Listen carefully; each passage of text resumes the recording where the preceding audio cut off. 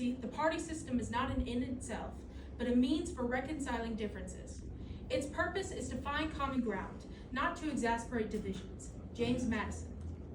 We live in an era of unprecedented access to information. With the rise of digital media, social networks, and 24-hour news cycles, the way we consume news has been revolutionized. News now comes from a variety of sources, including TV, newspapers, and social media platforms like X and Facebook. This easy access can present some challenges. The sheer volume of information and the risk of misinformation or fake news makes it hard to know whom and what to trust. When news platforms reflect political biases, they shape public perception in ways that reinforce division rather than inform debate. This is relevant to the challenge of our two-party system, which has influenced how we understand and engage with politics for generations.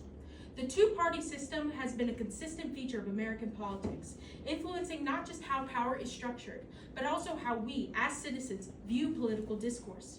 It has shaped the way the media covers political issues, the way we discuss these topics, and the way we interact with our government. Though the two-party system wasn't explicitly outlined in the U.S. Constitution, the system of government it creates, the separation of powers, checks and balances, and the division of labor among the three branches, naturally gave rise to factions. Over time, these factions evolved into two major political parties we have today, the Democrats and the Republicans. As John H. Aldrich states in Why Parties? The Origin and Transformation of Party Politics in America, the constitutional structure encouraged the development of political parties as a means of organizing competition and governance. While the Constitution's framers may not have anticipated the rise of political parties, the framework they designed allowed for their formation. Over time, these parties became central to the political process, and as a result, our media environment also adapted to reflect this divide. Richard Hofstadter explains that the ideas of a party system, the emergence of parties was a natural consequence of the political framework established in the Constitution. The normalization of parties in American politics was accompanied by the growth of partisan media outlets. In the early days of the Republic, newspapers were often aligned with one political party or another, presenting news and commentary that favored their ideological positions. As Michael Schudzik notes in The Sociology of News, American newspapers have always had partisan dimension, serving as vehicles for political debate and advocacy. This partisanship is not a new phenomenon. It has been a part of the media landscape since the very beginning. Today, the two-party system contributes to a media landscape that is increasingly polarized. We have cable news outlets, websites, and social media platforms that cater to specific political audiences. On one side, there are networks and publications that lean to the left, the other the right. These outlets often present political issues as a competition between two opposing sides, reinforcing the binary nature of the political system. While this can simplify complex issues, it can also obscure the full range of perspectives and solutions available. Marcus Pryor, in Post-Broadcast Democracy, explains that the expansion of media choices has led to increased political polarizations, as audiences self-select into partisan echo chambers. The role of media personalities like political pundits, talk show hosts, and commentators have grown in importance. These figures don't just report the news, they help shape it. Their commentary frequently focuses on partisan conflict, making it easier for the public to see news through a for or against lens. In doing so, the media often becomes a space where political loyalties are informed and reinforced. However, it is important to recognize that the media's influence goes beyond what we see on the news. It affects how we talk about politics, how we engage with fellow citizens, and how we view the institutions that form the backbone of our democracy.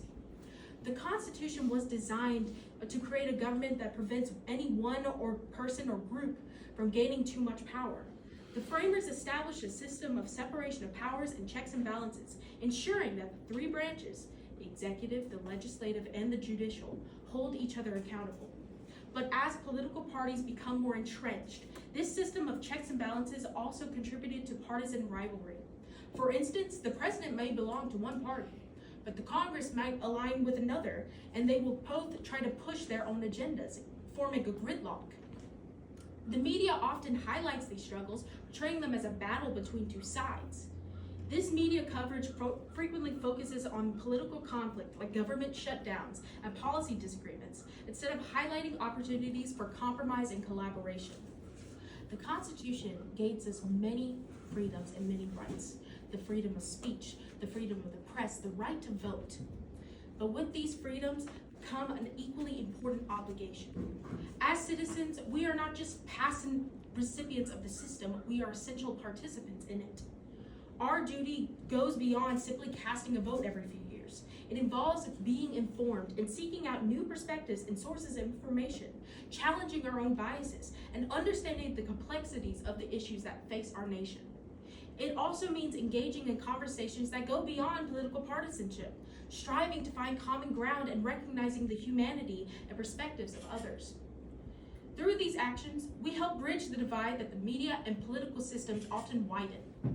Moreover, it is not enough to only engage in electoral process. We are responsible for shaping the direction of our country by advocating for policies that reflect our values and the needs of our communities. Democracy depends on active engagement. Our citizens who are committed to ensuring that our government is working for the people.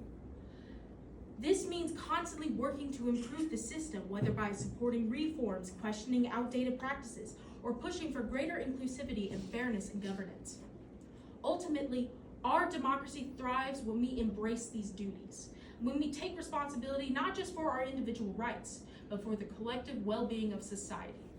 By staying informed, engaging in civil discourse, and fulfilling our roles as active citizens, we can work to ensure that our government continues to be of the people, by the people, for the people. Together, we can help make sure that the values enshrined in the Constitution, freedom, equality, and justice, remain at the heart of our political dialogue. Thank you.